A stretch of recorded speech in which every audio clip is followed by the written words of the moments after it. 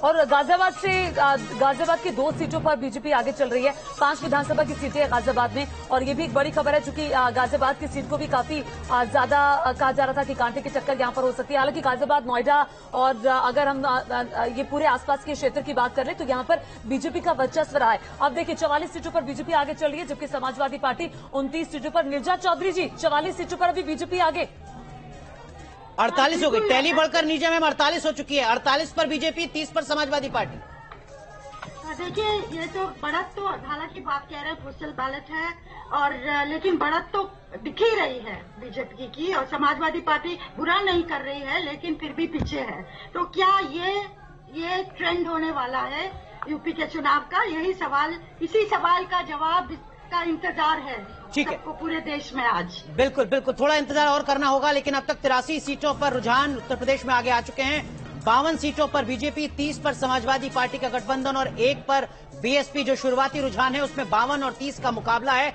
Bharatiya Janata party बढ़त बनाए हुए है समाजवादी पार्टी के मुकाबले। 2 खास मेहमान हमारे साथ और जुड़ चुके हैं। हमारे साथ वरिष्ठ पत्रकार हरवीर सिंह जी जुड़ चुके हैं, साथ ही साथ वरिष्ठ पत्रकार उमाकांत लखेड़ा साहब भी हमारे साथ जुड़ चुके हैं। हरवीर सर, पश्चिमी उत्तर प्रदेश में किस तरीके के नतीजों की उम्मीद आपको नजर आती है, खासकर एग्जिट पोल के बाद?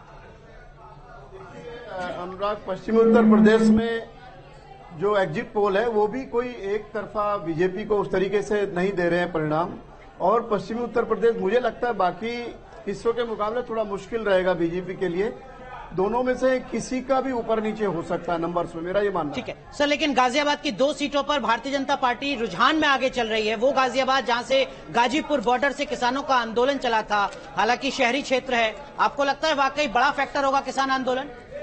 देखिए अनुराग, गाजियाबाद एक अर्बन एरिया की सीटें हैं, उसमें किसान आंदोलन का इन शहरी सीटों पर बहुत असर आएगा ये मैं बिल्कुल नहीं मानता हूं। लेकिन जब आप गाजियाबाद शहर से बाहर जाएंगे, इवन लोनी की सीट होगी या और दूसरी मोदी नगर और ये सब जो सीटें होंगी, इवन गाजियाबाद में, वहां आपको फर्क जरूर मिलेगा। परिणाम अभी तो ये शुरुआती रुझान है, बैलेट्स की काउंटिंग है, लेकिन अभी जैसे जैसे दिन बढ़ेगा तो स्थितियां साफ। उमाकांत सर, मैं आपके पास भी आऊंगा। हमारे साथ एक और खास मेहमान प्रोफेसर भुवन जोशी साहब जुड़ चुके हैं, समाजवादी पार्टी के प्रवक्ता हैं। जोशी साहब, इस वक्त आप स्क्रीन पर देख रहे हैं 75 सीटों पर भारतीय जनता पार्टी का गठबंधन, 35 सीटों पर समाजवादी पार्टी का गठबंधन।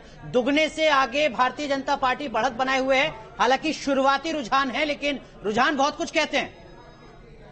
मैं कहना चाहता हूँ, जो परीक्षार्थी पूरे पढ़ाई को 1 साल पूरा अच्छे से पढ़ते हैं उनको परिणाम पता होता है। हमने 5 साल लगातार माननीय अखिलेश यादव जी के नेतृत्व में पूरा संघर्ष करा है किसानों के लिए, युवाओं के लिए, मजदूरों को। और ये आप खुद कह रहे हैं कि रुझान है, अभी शुरुआती रुझान है। धीरे धीरे आप देखेंगे समाजवादी पार्टी सत्ता की ओर अग्रसर हो जाएगी, मेरा पूर्ण विश्वास। सर, लेकिन कुछ तो आपके पक्ष में जाता नजर आए, ना एग्जिट पोल ना शुरुआती रुझान। देखिए, अभी बैलेट बॉक्स की गिनती है, आप देखिएगा धीरे धीरे करके आप पाएंगे। अभी तो शुरुआती चरण है, जल्दबाजी होगा ये कहना। और हम लोग राजनीतिक मतलब के लोग हैं, पॉलिटिशियन है, तो हमें पता है कि धीरे धीरे रुझान हमारी ओर आएगा। तो मतलब अपने दावे पर आप कायम है 300+? बिल्कुल बिल्कुल कायम है, और हम बिल्कुल आज आपको समाजवादी रसूल कराएंगे। ठीक है, उमाकांत लखेड़ा जी वरिष्ठ पत्रकार हमारे साथ लगातार बने हुए हैं। उमाकांत जी,